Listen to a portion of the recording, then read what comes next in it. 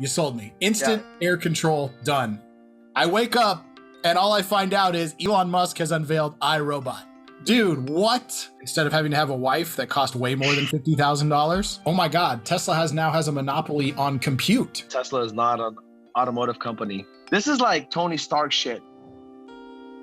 What's up, everybody? Welcome back to the Tesla Geek Show. I am Anwar Beck. And I'm Eli, and it's so good to be back on the Tesla Geek Show. We had about a, 6-month hiatus. We had a lot going on in our individual lives, but we're so excited to be back with you doing this. To everybody who watched and commented on us the past 6 months and asked us to come back and do this, you're the reason why we're here. So let's jump in, man. There's been so much going on in the world of Tesla the last few months, so much that we haven't even gotten to discuss together and give our take on. I mean, it's such a different world. It's crazy looking back in these 6-month or year periods, how much Tesla has evolved. I feel like that's continued to be the case here. I think what we do is it's been a few months. So let's start with current events and then go work our way back. So just this week, Tesla refreshed the Tesla mobile app. Did you download the upgraded version? You know what? Let me take a look right now and see. I might not have. Let me see. It happened while I was out in Europe on the tour to Tesla, which we'll talk about next time. No, I'm still on the old version. So perfect. Okay, so for those of you that are listening that have not upgraded to the new mobile app, the way you do that is you go to the App Store, type in Tesla, and you'll see a little button that says upgrade or updated or whatever. So once you do that, close out of the Tesla app, go back in, and you'll have a brand new, completely overhauled UI. I think it looks awesome. I'm sure we're a full-on Tesla family. My wife and I both have Teslas. So if you're one of those guys that has multiple Teslas in your family, one of the major improvements that they've made with this app is prior when I had the old app, if I'm heading to my wife's car, I would have to flip the screen to her car in order to get access to it. Now, it doesn't matter. You don't have to do that in the app anymore. So I can either go to my Model 3 or her Model Y. It'll work the same. So that's pretty cool. So it handles the multiple Tesla situation, I think, really well. The app is just much cleaner looking. It's do you remember, Eli, during the Cybertruck event, we saw that black and white, the UI thing that Tesla, that direction they're heading? This is very much that. So that makes me think the Model S and the Model X UI, I think, is also kind of heading that direction, right? It's clean, black and white, simple design. And I think it looks very elegant. It makes me think that the Model 3 and Model Y for the cars, I think that's probably going to get an overhaul as well. You know how Tesla likes to do things in uniform? Yep. Because the app looks really, really cool. I like it a lot. The other issue that I had prior, I don't know if you have this on your current mobile app, Eli, but sometimes whenever you open the app and you want to cool off your car, you know how there's that lag for a bit? Yeah. Sometimes it can be a couple minutes. They fixed that. They did. They fixed that. You open it, you can click immediately within seconds. That alone is worth updating. I'm literally updating right now as we speak because you just said that. When I have to wait for that, which it's not very often, but when I do have to wait, it's come on, this is supposed to be ready in 2.3 seconds. All right, I'm going to the App Store right now. Now you sold me. Instant air control, done. I changed the name of my car. I don't know if you guys know any of this, but I've always called all my Teslas Jarvis because of the Iron Man movie, right? The computer. Part of why I've always kind of in a funny way called my car Jarvis is I have this dream that one day I'll sit in my self-driving car and say, Jarvis, drive me home, make sure that dinner is ready or whatever, right? And then Jarvis, the computer, the AI bot will greet me at the door in my house and everything is going to be one. But after the big Tesla announcement from AI Day, I changed the name of my car to Optimus. In the new app, Eli, you can get a profile pic now. No. So guess what hopefully I'm not going to show. So that's the name. But this is my profile picture. Oh, it's the robot. It's the Tesla robot. Yeah. All right, we got to talk. All right, we got to talk about the Tesla androids because my experience was AI Day happened while I was in Europe, so it was 2 or 3 o'clock in the morning, right? I wake up and all I find out is Elon Musk has unveiled iRobot. So I don't know what happened, but Elon Musk, my take was Elon Musk woke up that morning and decided world domination was on the palette for the day. Dude, what? You watched AI Day, right? Of course. Tell me, Live. what did you think Yeah. watching that live? Dude, I mean, you and I were pretty engrossed in all this in the Tesla community. So a lot of us, I mean, there's some like kind of like memes and jokes online about Tesla's gonna drop some sort of robot. I thought that was like a ridiculous thing. I really wasn't like paying too much attention. Yeah, I did. Right during there's about an hour and a half wait. So like like the Elon Musk time type thing. Like it did take a little bit, and while that was happening, I remember I called Omar and like FaceTime with him. I called Gally, our buddy. I was texting with Rob Maurer from Tesla Daily. He was there. By the way, shout out to Rob. He grabbed, my name is Anwar Bek Iman Bayev. My nickname with some people is AI. So when I saw the AI Day shirts, I was like, dude, I gotta have one. So I texted Rob. I'm like, bro, snatch me one. I don't know how. So he's like, dude, secured. So he's mailed me the AI Day shirt. So yeah, that was, it was insane, dude. Like, I forget who, I think Omar, somebody tweeted, oh, no, it wasn't Omar. It was the kilowatts. Ryan was tweeting especially that first portion, 80% of it, all about like the software and all this type of stuff, full self-driving. Yep. He's like, if you understand what they're saying, you should probably be working for Tesla. That's kind of how I felt. I'm like, a lot of it was over my head. I'm like, dude, this is insane. I mean, like visually watching, the simulation, the Grand Theft Auto type, like I didn't realize Tesla did all this stuff. Had these like simulators where they're testing out. Because the only company that I was aware of that was doing a lot of that was Google, right? Yep. Where they do like the simulations and all that. But Tesla's, it looked like damn Tesla Grand Theft Auto 2.0 type stuff. Like, it's pretty insane. So what really got me beyond the robots was looking at the computing processing power of their neural nets and how it compared to like the rest of the industry. And it's like, oh my God, Tesla now has a monopoly on compute. Like if I understood this correctly, they're not sharing their chips with anybody because they need them. And this is a competitive advantage you don't give up. But like, if I understand this correctly, they have a monster lead in compute that it doesn't seem like anybody else is going to be able to catch them. Yeah. I think I put this on my LinkedIn or something. That day, I said prior to the event, people are going to realize Tesla's not finally, like the media at least, is going to realize that Tesla is not an automotive company. And that's exactly what it was. Like, if anything, we've said this, we've beat this to death, that Tesla is a technology company. It's a software company that happens to be building cars. But I think Elon dropped the mic by saying, actually, we're like the best robotics company in the world too. This is like Tony Stark shit. This is like Stark, what do you call it? Musk Industries. I should have been wearing that shirt right now. Musk Industries. I know. I thought it looked like, to me, the people that realize what's going on, you're watching fucking Iron Man in real life taking place. You know what I mean? Like motherfucking Tony Stark is sitting there. And in my head, as I'm watching all this stuff, I was thinking, I'm like, well, the only thing that'd be ludicrous is if Elon walked out with an Iron Man suit. He kind of did, but as a fucking like robot, you know what I mean? Imagine if Elon completed the loop by one day showing up to an Iron Man suit, putting his hand jets on and going fucking vertical. Yeah. Oh my God. This was like 3 or 4 years ago. Speaking of Iron Man, I think I've told this story before, but I had a chance to meet Jon Favreau at one of the at the Roadster unveil. Yeah, at the Roadster, the semi-Roadster unveil. It was like this weird, like I love this story. What's his name? Yeah, JB Straubel introduced us, and I'm like hyperventilating because I'm like, Iron Man is like my favorite movie, like period, point blank. Like there's not a number two. So a huge star or a fan. And I meet Favreau, and Favreau is like disheveled, like, you know what I mean? Like I like barely recognize him. I'm like, oh my God, this is Jon Favreau. So I asked him point blank, I'm like, dude, I'm a huge fan. Like Iron Man's my favorite movie. I was like, Tony Stark is Elon Musk, right? And he's like, actually, Robert Downey Jr. shadowed Elon for like 3 weeks to get in the character. That's why Elon makes a cameo in that movie. If you in the original Iron Man. Do you remember what he's talking about? I think he's talking about the jet plane. The electric jet. Asked him about electric jet. Yeah, yep. When that's coming. So I feel like this is all like a self-fulfilling prophecy.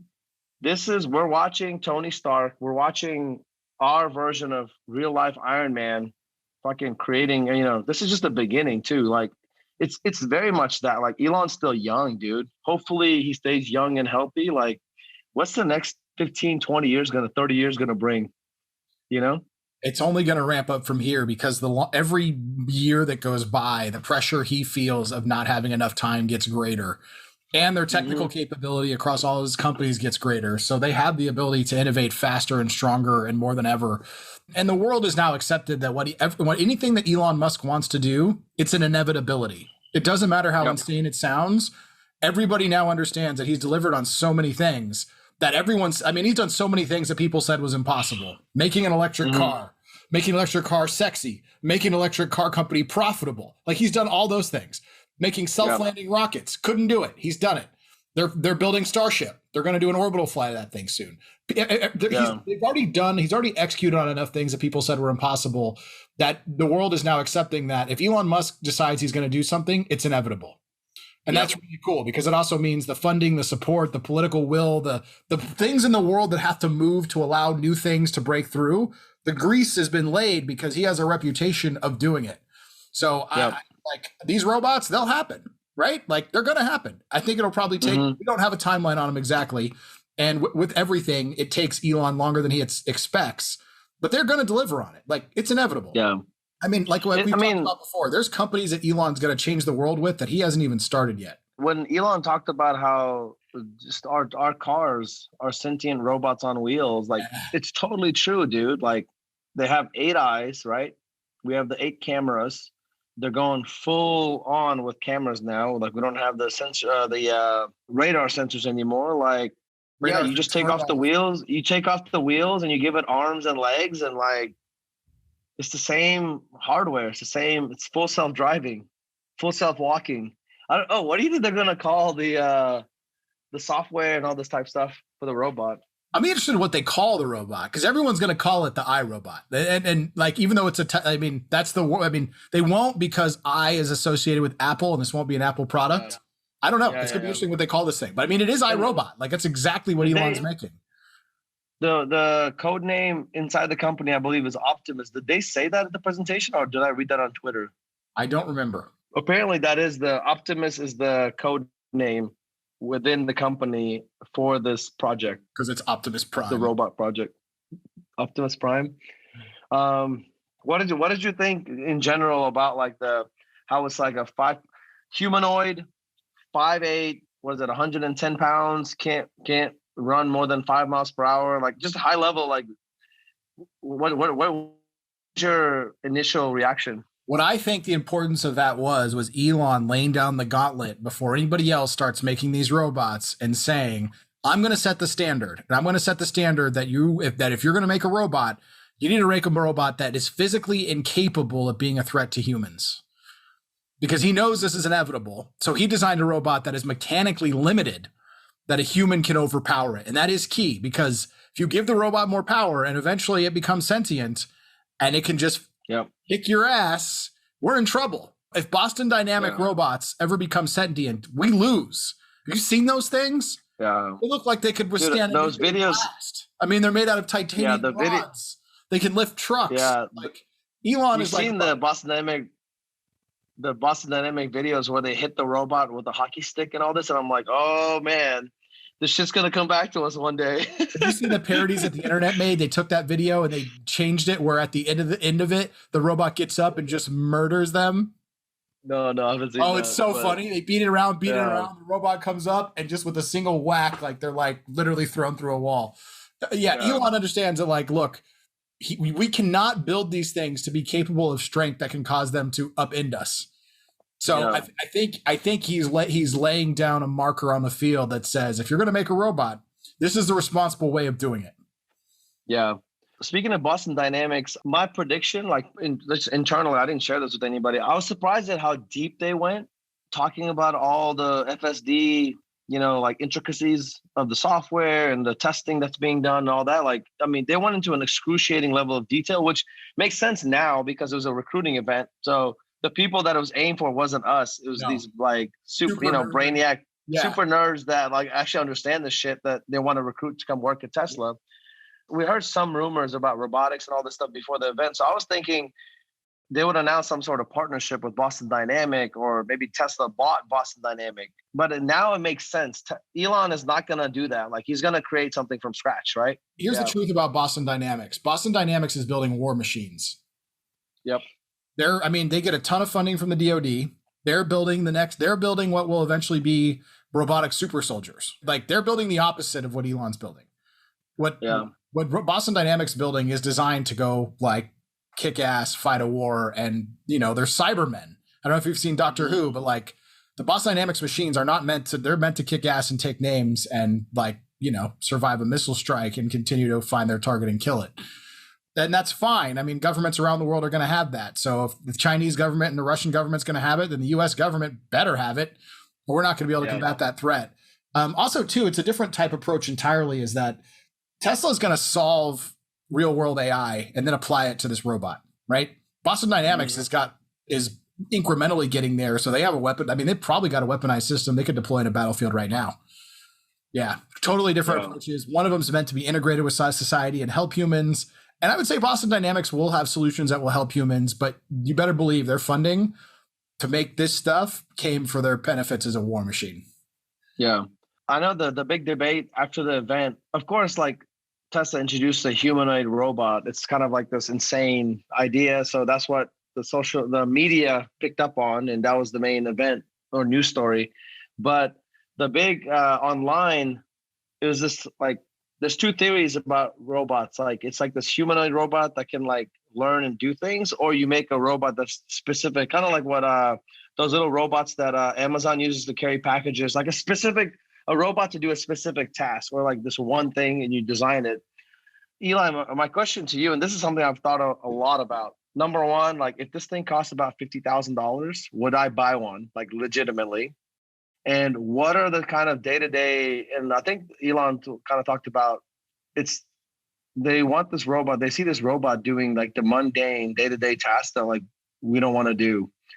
Do you see yourself like not only as a Tesla fanboy, but like being realistic? Like, would you throw down like $50,000, let's say? I don't know how much it's going to cost, but if it did cost something like Model 3, Model Y range, and what are the kind of tasks that you would want this thing to do? I mean, day to day. It could simply do my laundry, clean my house, and just take care of the mundane things of my house.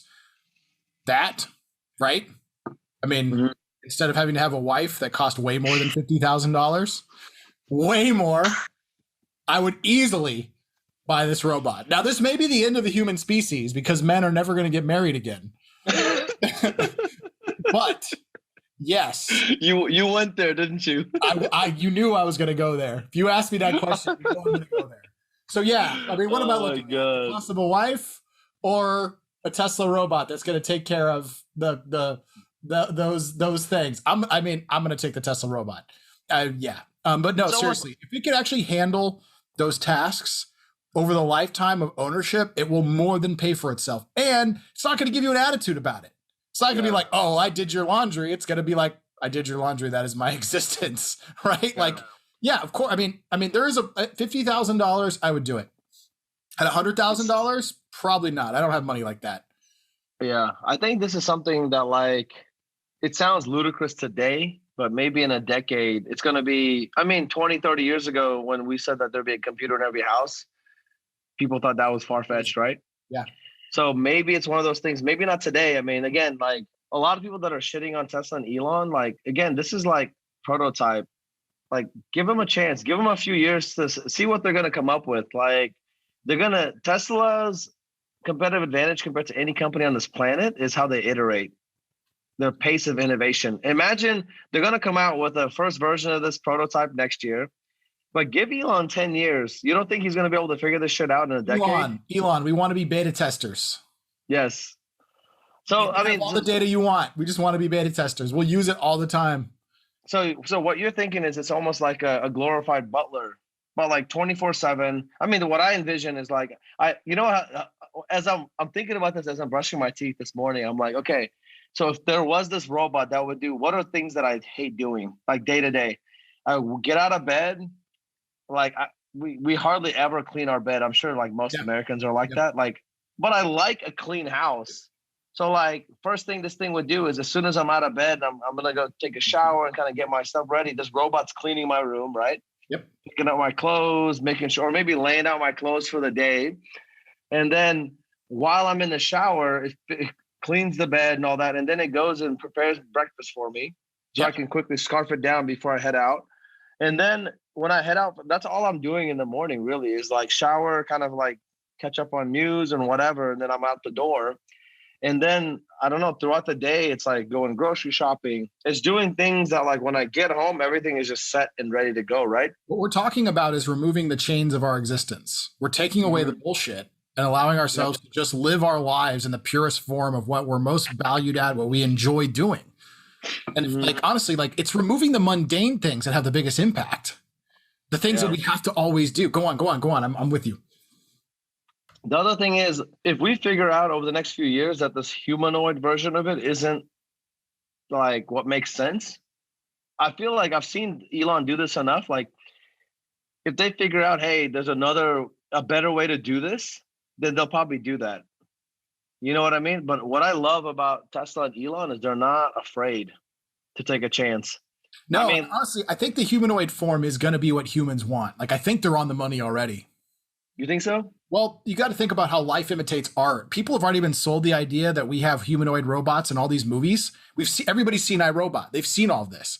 So they're already accepting of the idea that that's what the future will look like. So they're already sold on it being in that package. It would actually be harder, I think, if you put it in a different package, because at least this other package is familiar. Yeah. One other thing that I've thought about, I forget what company it was. You know how like the drone that comes out of your car? Or possibly like imagine like the Boston Dynamics dog or whatever, but something that kind of like is part of your vehicle, and then you get to a certain location, and then something else happens. Like I think that's another part of this robotics thing that could happen. Oh yeah, absolutely. Like I mean, imagine when you have a full self-driving car combined with this robot. It drives itself to the grocery store, pulls itself out of the vehicle. Like, dude, it's going to be a wild transition. And when these things actually are like, I think it will be a step change in the sense that it will go step at a time. Like initially when you're allowed to own these things, they'll be allowed to operate on your property, but it's going to take some legal infrastructure required before it's going to be able to allowed to go out and operate in public. Right. Yep. And if initially it's allowed, there's going to be an initial public backlash because there's going to be Luddites who are just freaked the fuck out. And, you know, they're going to accuse these robots of looking at them the wrong way or stealing them or, you know what I like there's going to be shit society's going to do. And honestly, dude, like for the foreseeable future, I think the consumer for these robots, the humanoid robots, are Tesla themselves. This is something that like the guys from the All In podcast, Jason Calacanis, and they mentioned, Elon and Tesla, they are the customers. Yes, they need 100,000. He knows what he wants, right? He knows what when they can use these for imagine when they can use these for mining materials instead of humans. Exactly. Yeah. Or just the mind-numbing work at the Gigafactory in Austin. But at the same time, like I know Elon's learned a lot. Remember the Fluffer Bot Model 3 production hell incident and all that? Like Elon talks about, I mean, they've learned some really, really big mistakes that they've made and lessons learned. He talks about this a lot out in the open, that there's certain things that humans do better, right? Like, and it's because they're trying to train a robot. Because the brain. If you have a human level brain in a robot, you're good. But yeah, exactly. Like trying to connect those tubes was something they could just not get the computer to fucking learn. Like they just couldn't. They just couldn't get it. At the current level of capability, they just it wasn't doable. The humans had to connect those dots. Yeah. It was hilarious. You saw all the memes online after the robot thing about like a sex robot. Oh yeah, Jenkins on Twitter was like, "I'm gonna put a dildo on it." Yeah. People's mind, of course, goes directly to like dirty thoughts immediately, dude. It's so funny. Well, welcome to the internet. That's where our minds live on there. Yeah. I remember I was at the semi event when the Roadster came out. My brain was blown. Like I didn't expect it, and I kind of had something similar with this. I was like, "What in the?" Like it took me a bit. Like I kept like looking at people being like, is this real? I mean, Elon is getting good at that. It's almost like a regular thing. Like we had that same feeling when you and I were at Cybertruck, right? Like this double take. Eli and I kept looking at each other. I was like, this can't be real. Like It this was like, guy what the isn't hell? Like seriously, Yeah, it's like yeah. I was not. Nobody was ready for what came out. Yeah. What hellspawn was that thing? Yeah. I watched the traditional media the next day. Of course, it's like things that you would expect. Oh, like Elon's full of shit. This isn't going to work, blah, blah, blah, blah, blah. I mean, dude, like people that are in the community like us, we've seen Elon do the impossible time and time again. So it's like, I'll give them the benefit of the doubt, but for now, I'm just like, I don't know if it's going to work or not, but let's give them a year and see what they come up with, the prototype next year. Well, I think it's going to blow people's minds. If Elon has unveiled the product, he knows it's within the laws of physics to accomplish, and he's decided it's going to happen. So it's just a matter of time. If it's physically possible to achieve it, the only variable that is going to be in flux is time. So it will happen. How long it takes, we don't know, but it will happen. 100%. Yeah. Like, I mean, here's the other part of it too. I think these robots, bar none, are about Mars because humans are going to have a very hard time surviving on Mars. We are going to need robots who can go out on the surface and do things that is risky for humans, let alone rescue missions. When humans get stranded, you don't want to send another human to die to go try and save the guy that was stranded. You want to go send a bunch of robots who can just go sprinting across the Martian surface unaffected. Yeah. And let's go to the ultimate. Elon's goal with Neuralink is really to free us from these meat suits, to be able to take our minds and upload them into a digital body.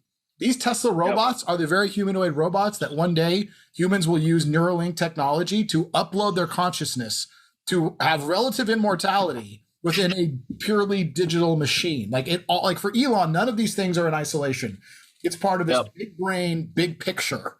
And really, imagine if humans could upload their consciousness into robots. How easy would it be for us to extend consciousness into the universe? And remember, Elon's mission is not extending human life into the universe. It's extending consciousness. Yeah. That doesn't mean we're in the same bodies. It means our minds go. Yeah.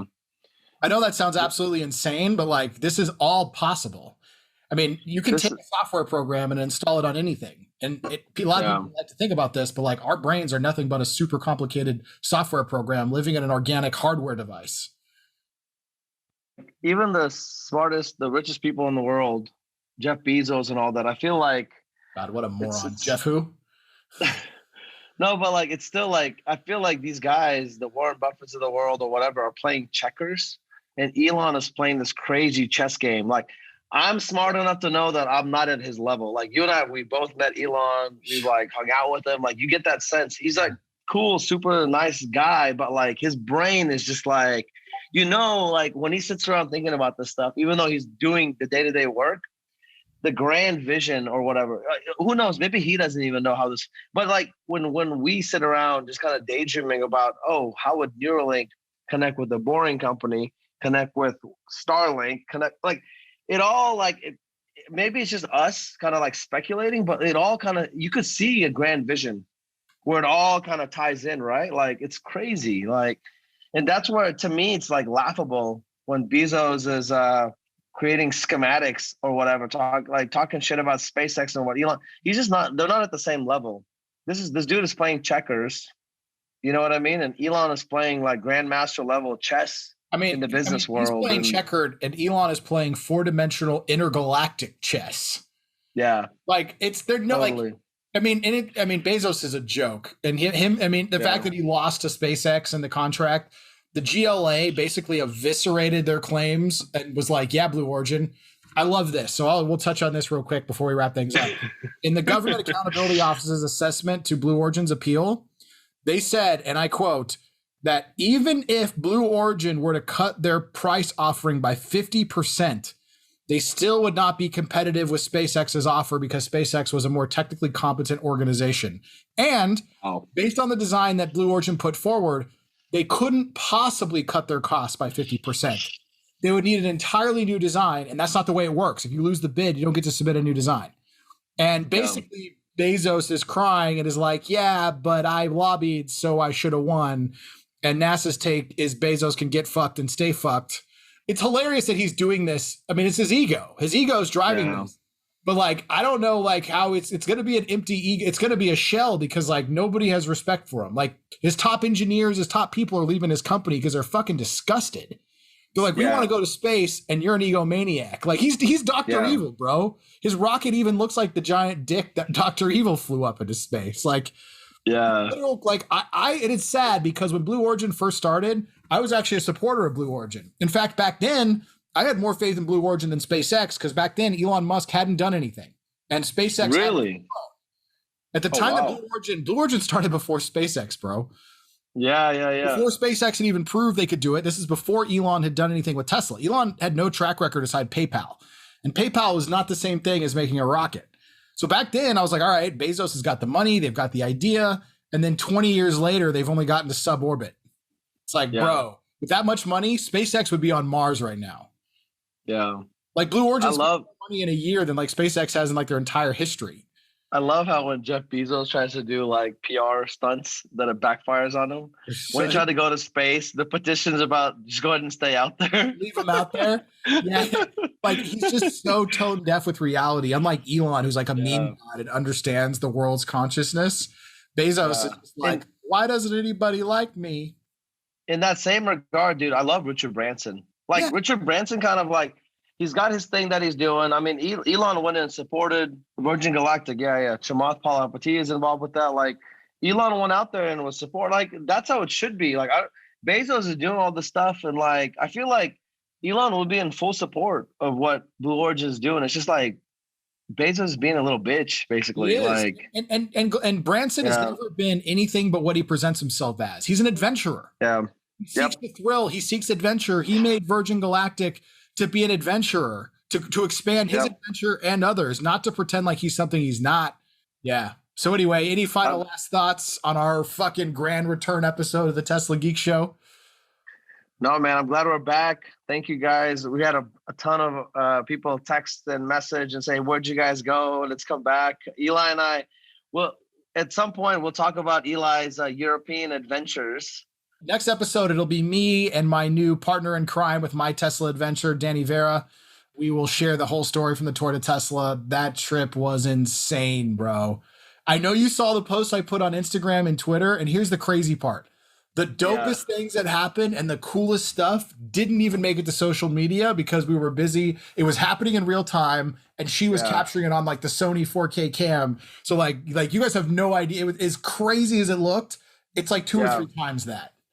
Dude, so I think the next episode, let's do that. Let's bring Danny on. I want to hear all of it. I feel like I was living vicariously through you guys, dude. I was so jealous. I was like, man, like one day, like I want to do that as well. Bro, like, here's the thing. And I'm going to make this offer to you right now, should you choose to accept it. This is like Mission Impossible.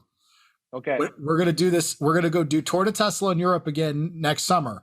If you want to come, we can set this up so that you can join us.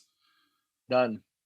All right, you're committed. All right, bro. You can hold me to it. All right, bro. This is a VIP spot. This is another story for later, but we're going to actually open up for the people to have like a small number of people to be able to come. I mean, it'll come with a cost because there's a lot of costs associated with this, but you will be our special VIP guest on the house. Oh, wow. That's huge, dude. Yeah, bro. That's awesome. You're never going to look at owning a Tesla the same way again after this. Definitely. Do you think maybe our Cybertrucks will be ready to do this next year? Not in Europe. Europe won't have Cybertrucks yet. We might have to ship one. Yeah, no. So we'll get into why we can't do it. The charging is the problem. In the US, we have this special adapter that Europe only has CCS. That's the backbone. Yeah. But no, we'll have like Model S and Model X's. Nice. Yeah, bro. All right, guys. Thank you so much for joining us for the comeback episode of the Tesla Geek Show. And we look forward to having you back next time for more.